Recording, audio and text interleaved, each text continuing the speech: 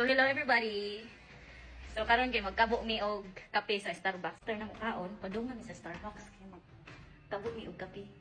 Kaya na may unang sticker akong bana nga free ra coffee basta makay tumbler. Ato mo padung. So dara akong tumbler. Yeah, so tumbler sa bana.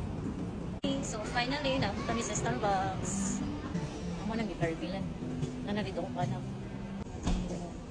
kailan na nila. Muna yung coffee, caramel macchiato.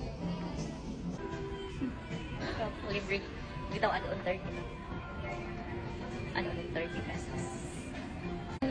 Madung kami uli. Kaya nakakapo ng big Starbucks. Ano na sila namang tumbler.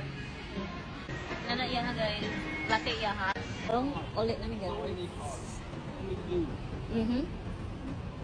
Good. I like this.